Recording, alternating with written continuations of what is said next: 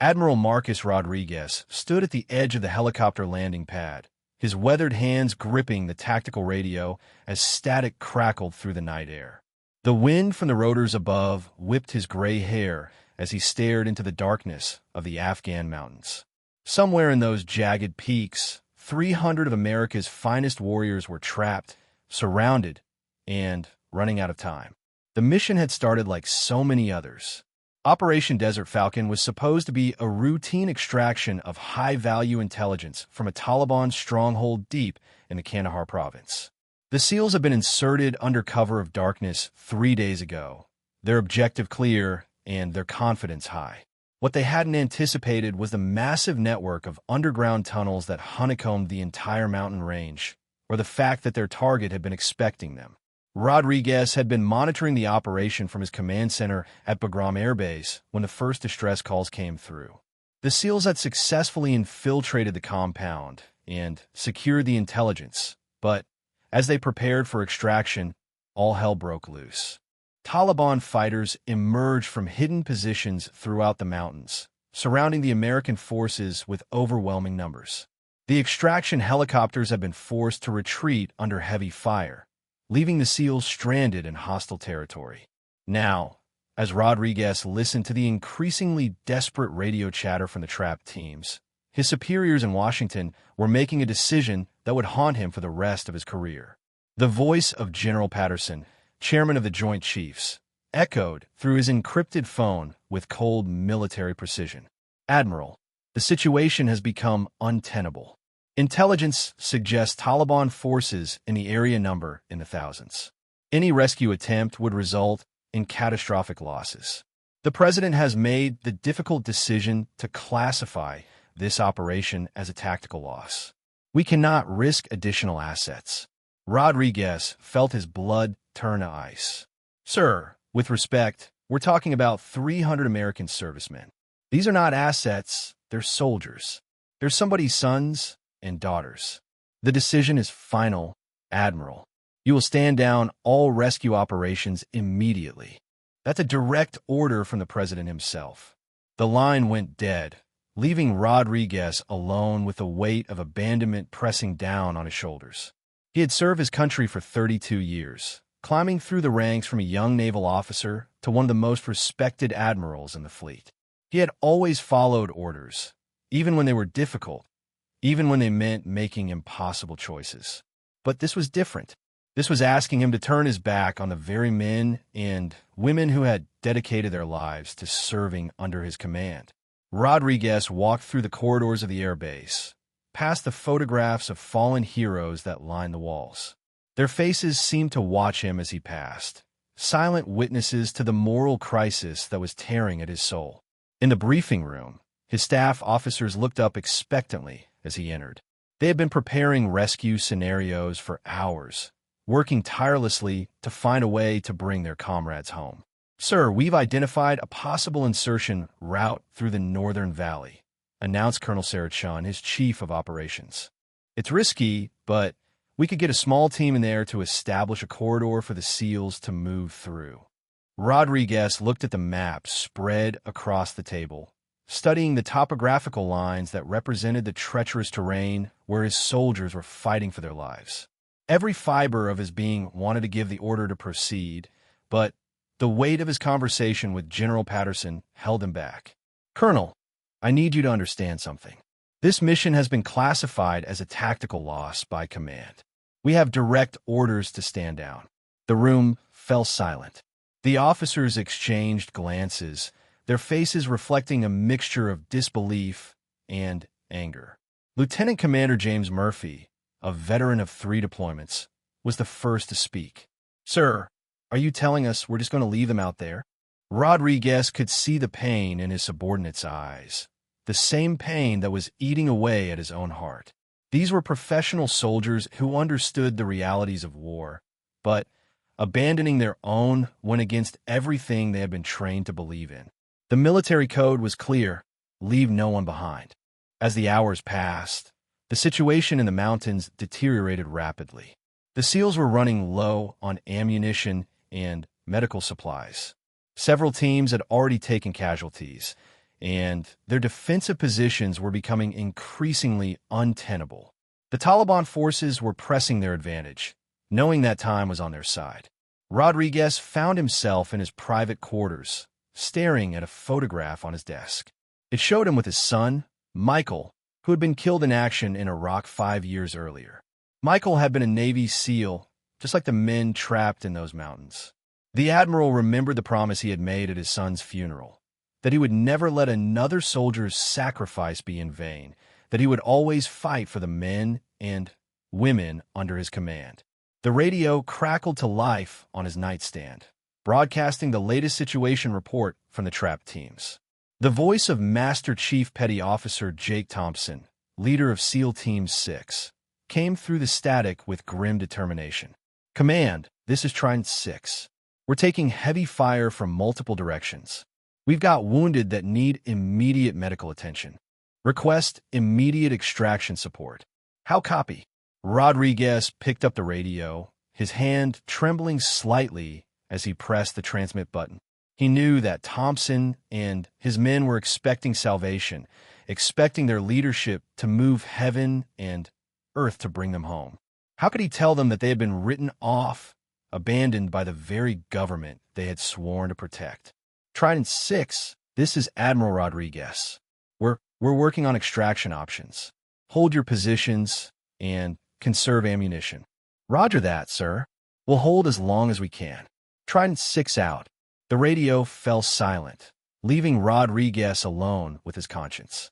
Outside his window, he could see the lights of helicopters moving across the base, carrying out routine operations while 300 of America's best were fighting for their lives just a few hundred miles away. The irony was not lost on him. Rodriguez spent the next several hours pacing his quarters, wrestling with the most difficult decision of his military career. He thought about his oath of office, his duty to follow orders, and his responsibility to the chain of command. But he also thought about his responsibility to the men and women who had placed their trust in him, who believed that their leadership would never abandon them in their darkest hour. As dawn approached, Rodriguez made his way to the flight line where a small reconnaissance helicopter sat waiting for its morning patrol.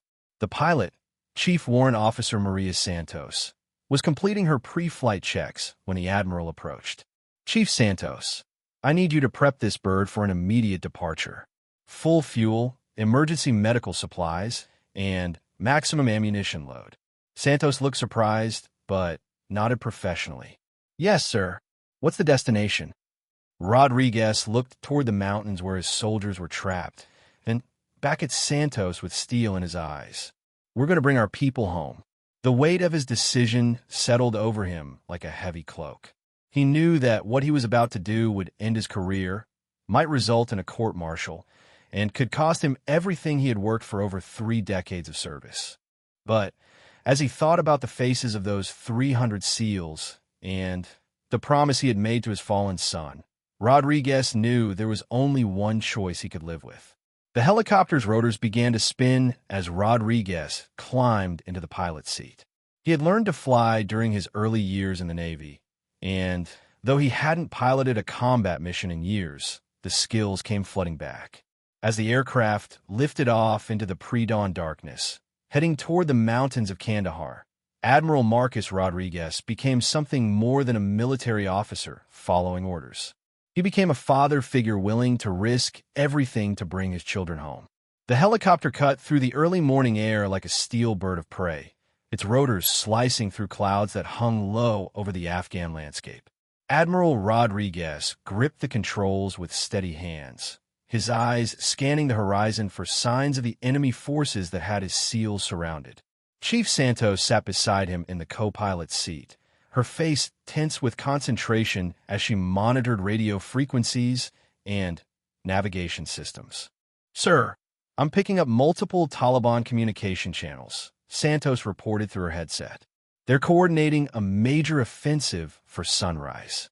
Whatever we're going to do, we need to do it fast." Rodriguez nodded grimly, pushing the helicopter to its maximum speed as they approached the mountain range. Behind them, he could see the sun beginning to rise, painting the sky in shades of red and gold that reminded him of blood and fire. In a few hours, General Patterson and the Pentagon would discover his unauthorized departure from base. By then, it would be too late to stop him. As they flew deeper into Taliban-controlled territory, Rodriguez's radio crackled with an encrypted transmission from Master Chief Thompson. The SEAL team leader's voice was strained with exhaustion and pain, but his determination remained unshakable.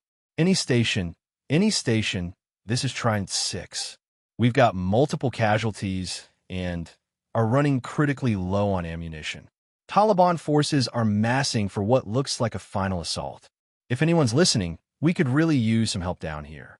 Rodriguez keyed his microphone, his voice steady despite the chaos erupting around him.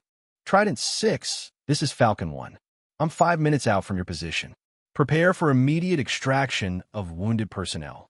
The silence that followed lasted several seconds before Thompson's voice returned, filled with disbelief and hope. Falcon 1, say again. Are you telling me someone's actually coming for us? That's affirmative, Trident 6. Help is on the way.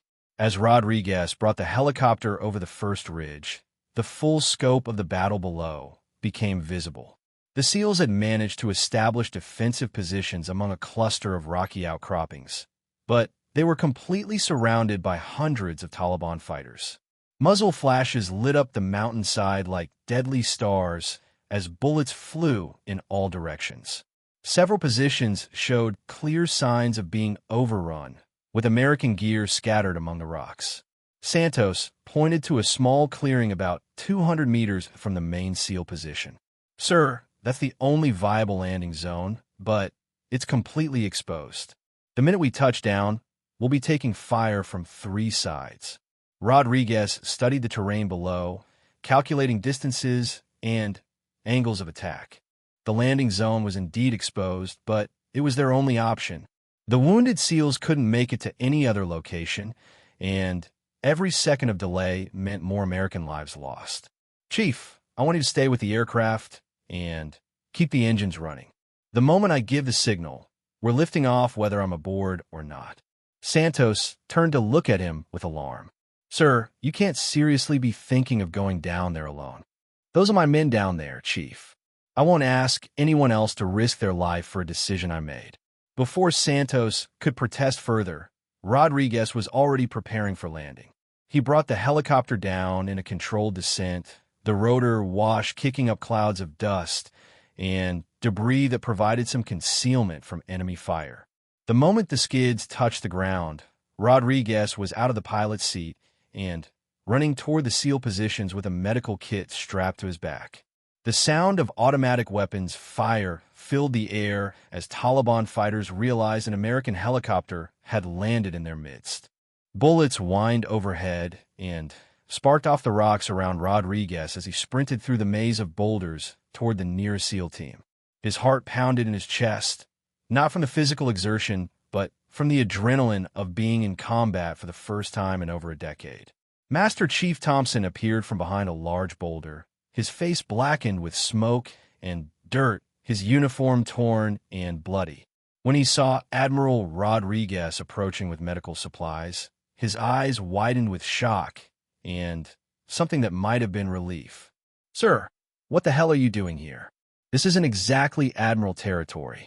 Rodriguez dropped beside a wounded SEAL who was clutching a blood-soaked bandage to his leg. Right now, Thompson, I'm not an admiral. I'm just another American who refuses to leave his brothers behind. As Rodriguez worked to stabilize the wounded SEAL, Thompson provided covering fire against a Taliban position that had been harassing their flank all morning. The young sailor, Petty Officer Rodriguez, had been treating looked up at him with eyes full of pain, but also gratitude. Sir, they told us no one was coming. Command said we were on our own. Rodriguez met the young man's gaze as he applied a fresh bandage to his wound. Son, as long as there's breath in my body, no American serviceman will ever be truly alone. That's a promise.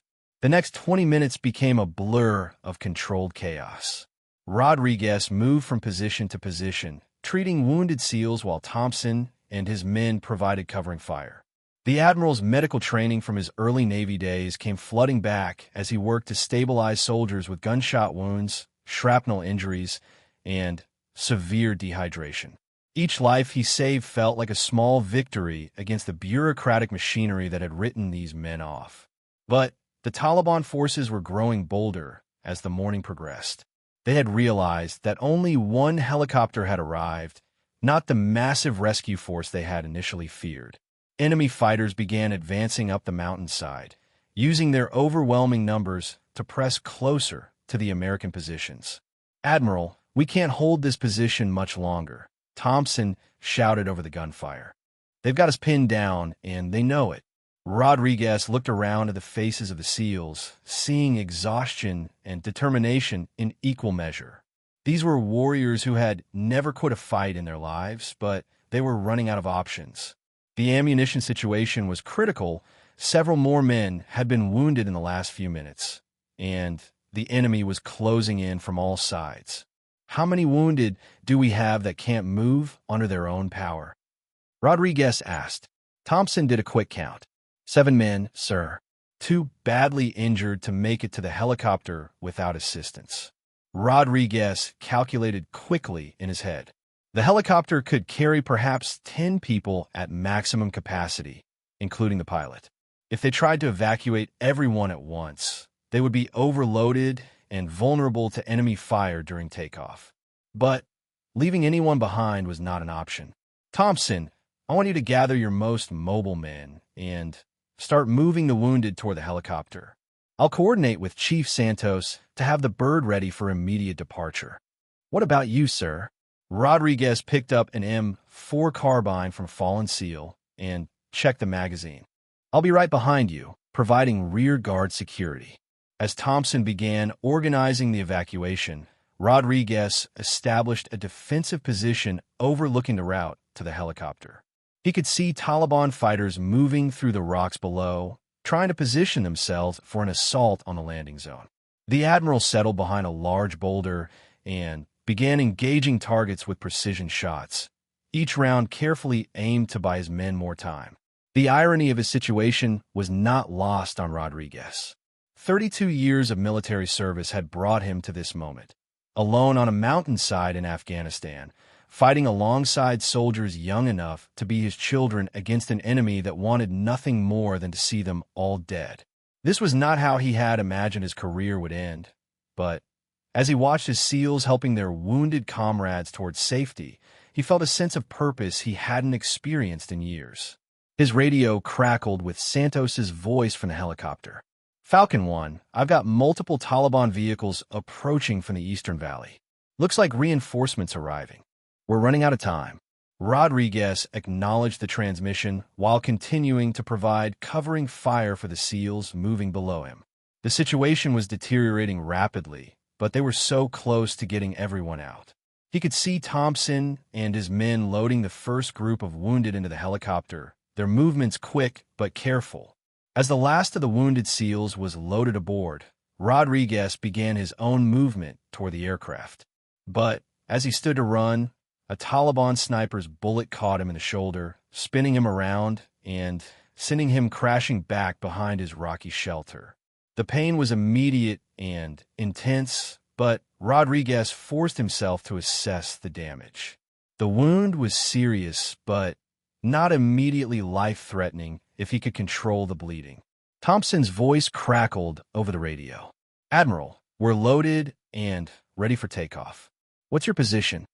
Rodriguez looked down at his blood-soaked uniform, then at the Taliban fighters who were now advancing more aggressively toward his position.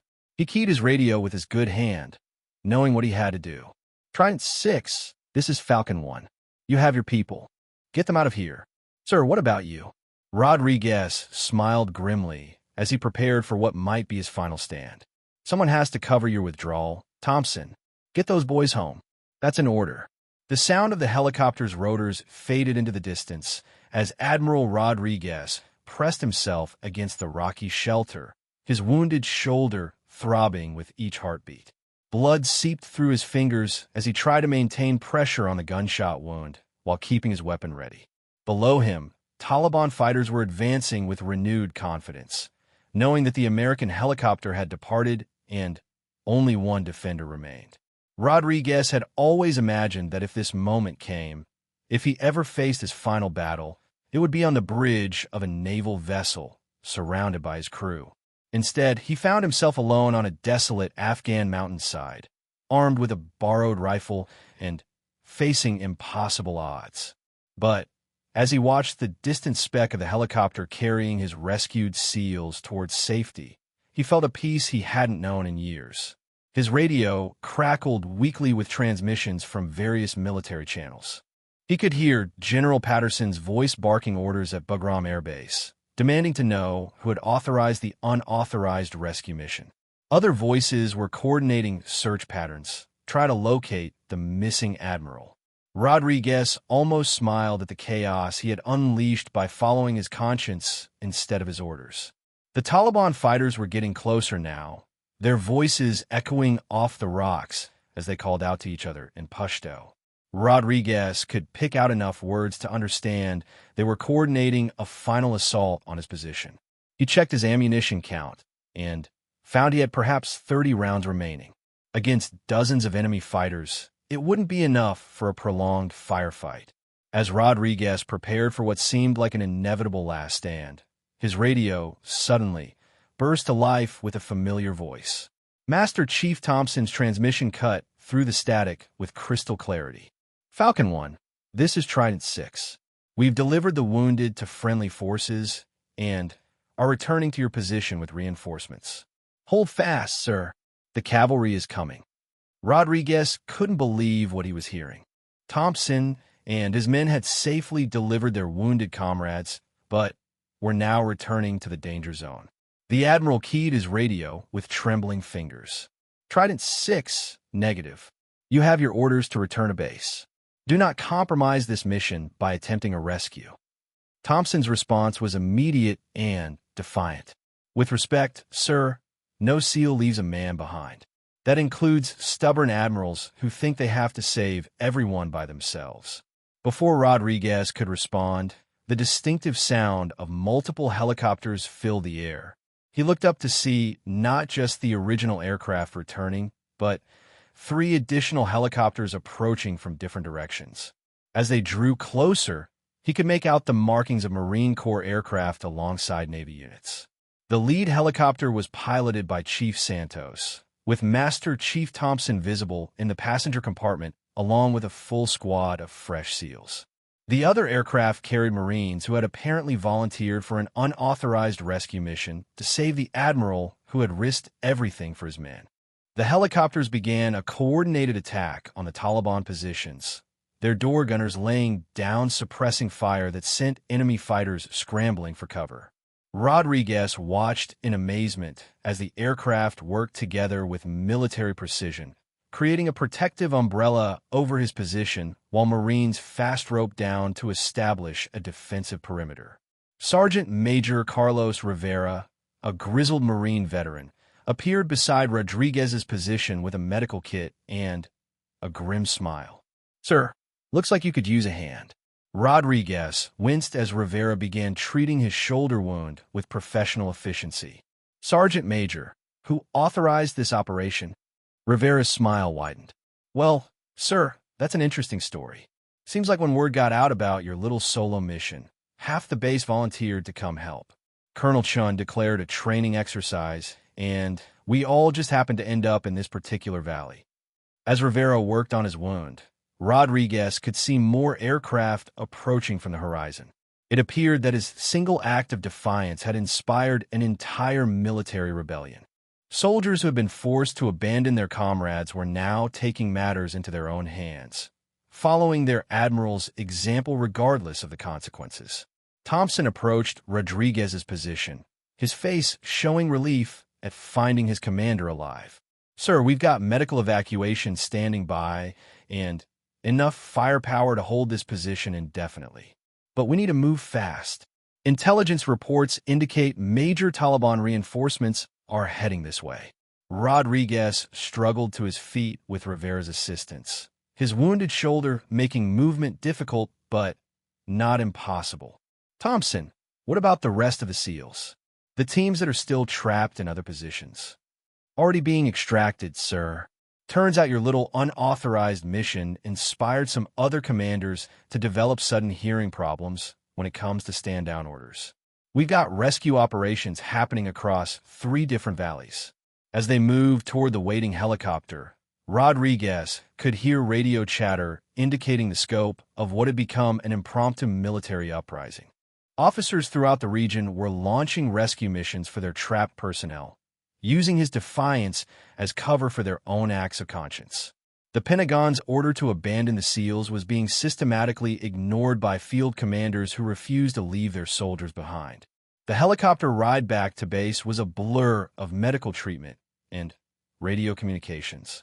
Rodriguez drifted in and out of consciousness as medics worked to stabilize his condition, but he remained aware enough to hear the reports coming in from across the battlefield.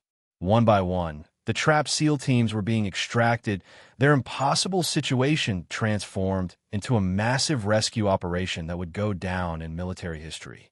When they finally reached Bagram Air Base, Rodriguez was met by a crowd of military personnel who had gathered to witness his return. Soldiers from all branches of service stood at attention as the wounded admiral was carried from the helicopter, their faces showing a mixture of respect and admiration for the man who had risked everything for his troops. Colonel Chun was waiting at the medical facility when Rodriguez was brought in for surgery. Her face showed concern for his condition, but also pride in what he had accomplished. Admiral, General Patterson has been trying to reach you for the past 4 hours.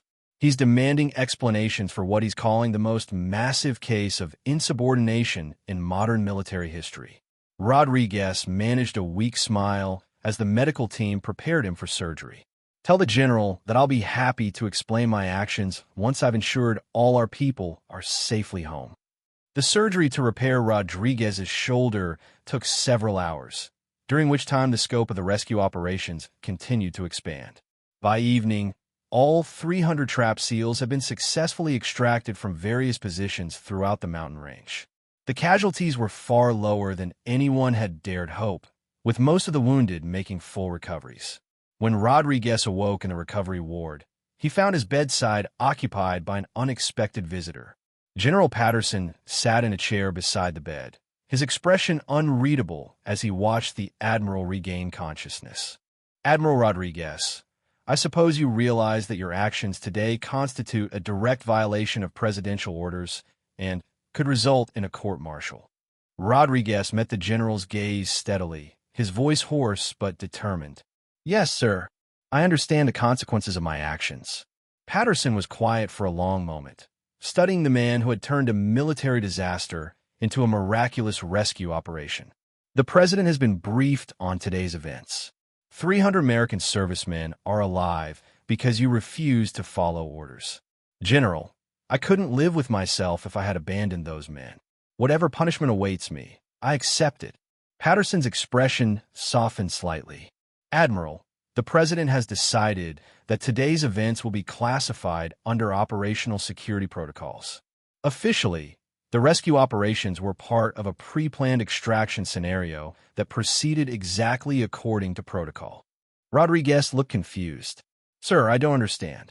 What I'm telling you, Admiral, is that sometimes the right thing to do and the officially sanctioned thing to do are different. The president recognizes that fact, even if he can't publicly acknowledge it. Over the following days, as Rodriguez recovered from his surgery, he received visits from many of the SEALs he had helped rescue. Each one thanked him personally for refusing to abandon them, for showing them that their leadership truly cared about bringing them home. The story of the admiral who defied orders to save his men spread quietly through military circles, becoming the kind of legend that inspires future generations of leaders.